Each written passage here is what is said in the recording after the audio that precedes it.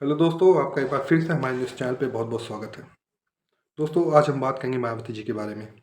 दोस्तों, जैसा आज के न्यूज़पेपर में खबर छपी, मायावती जी अशोक सिद्धार्थ का जो निष्कासन था उसको तत्काल प्रभाव से निरस्त कर दिया और उनको पार्टी में फिर से बहाल कर दिया। दोस्तों, अशोक सिद्धार्थ कौन थे?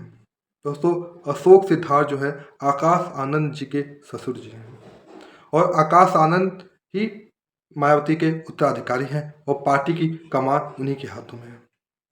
जैसा कि हम लोग जानते हैं, अशोक सिद्धार्थ के ऊपर आरोप लगा कि वो पार्टी में गुटबाजी कर रहे हैं, पार्टी में बगावत छेड़ने की कोशिश कर रहे थे वो, और मायावती जी ने उनको तत्काल प्रभाव से निष्कासित कर दिया था पार्टी से। बाद में जब उन्होंने समाज में यानी कि सामाजिक रूप से अपनी गलती को स्वीकार किया और मायावती जी से माफ़ी मांगा और उन्होंने इस बात की गारंटी दी कि वो भविष्य में ऐसी गलती नहीं करेंगे। इस बात को रखते हुए मायावती जी ने उनका जो निष्कासन था उसको समाप्त कर दिया और उनको पार्टी में फिर से बहाल कर दिया। दोस्तों, अब हम बात करेंगे इसके क्या राजनीतिक मायने हैं। क्या वो उत्तर प्रदेश की राजनीति में कुछ बदलाव ला सकते हैं? क्या वो फिर से बसपा की खोई हुई जमीन को वापस ला सकते हैं? आइए दोस्तों, उसके बारे में हम लोग बात करते हैं। जैसा कि हम लोग जानते हैं, मायावती जी एक मजी हुई राजनीतिज्ञ हैं, एक मजी हुई राजनीति की खिलाड़ी हैं। उन्होंने अपने दम पे बसपा को एक पहचान दिलाई। अपने एक वो दलितों का बड़ा नेता उभर के आई अपने दम पे। वो था माता मायावती जी का कैरेक्टर, एक चरित्र। ये मामूली बात नहीं है दोस्तों। दोस्तों, उनका जो कैरियर काफ़ी लंबे समय से शुरू हुआ, काशीराम जी ने उनको लाया पार्टी में। और काशीराम जी ने उनको देख के समझ गया कि उस लेडी के अंदर कुछ पावर है। उन्होंने ऐसा उनके सपने को साकार करके भी दिखाया दोस्तों। उन्होंने 2007 में उत्तर प्रदेश में बसपा की पूर्ण बहुमत की सरकार लाई। उन्होंने काफ़ी बढ़िया ढंग से उत्तर प्रदेश की बागडोर संभाली और एक शासन किया। आज भी उनके शासन को लोग याद करते हैं। लोग कहते हैं कि हाँ, मायावती का शासन शासन था। आगे चल के 2012 के चुनाव में उनके ऊपर काफ़ी आरोप लग गए, करप्शन के चार्जेस लग गए।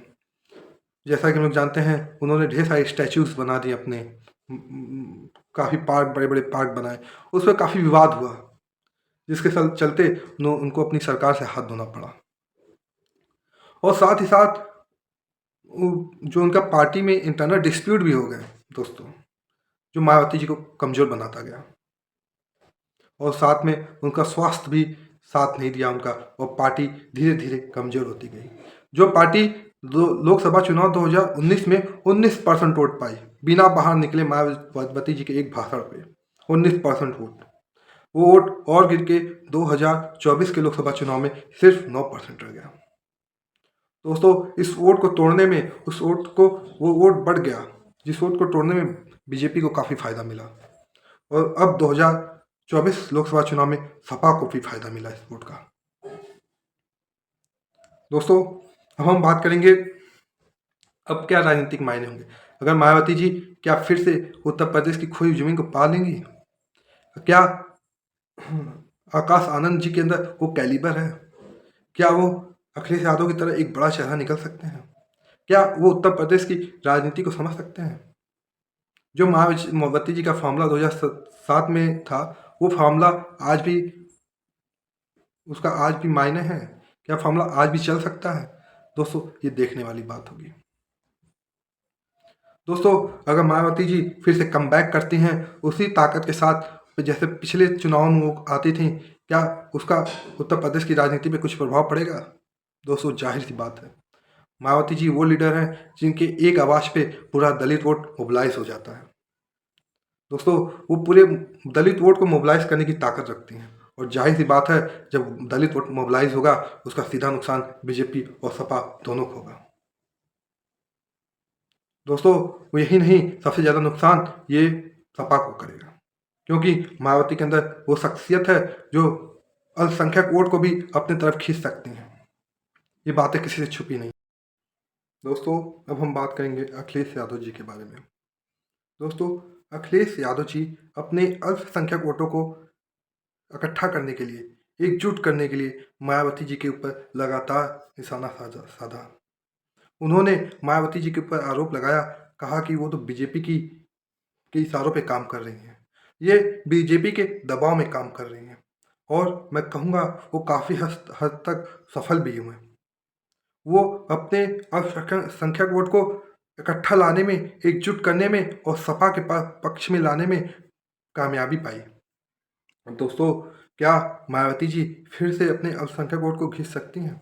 क्या फिर से वो अपने पाले में वापस ला पाएँगी? दोस्तों, ये एक बड़ा सवालिया है, निशान है। दोस्तों, आज की जो ज़मीन है, आज का जो उत्तर प्रदेश है, आज जो उसका राजनीतिक ज़मीनें हैं, वो काफ़ी अलग है। जहाँ पे एक बीजेपी मजबूत किला बना के अपने पैर गड़ा के खड़ी है और दूसरी ओर सपा भी अपनी ज़मीन को वापस पाने के लिए भरपूर कोशिश कर रही है और खूब जम के लड़ रही है। जो अब बात करेंगे बसपा, बसपा जो काफ़ी समय से पीछे हो चुकी है, जो काफ़ी समय से कमज़ोर हो चुकी है, अब उसको अब काफ़ी मजबूती से और दुगनी तीन गुनी मेहनत करके मुझे लगता है उत्तर प्रदेश की राजनीति में कुछ जगह बना पाएंगे। दोस्तों, आज के लिए इतना ही। बहुत बहुत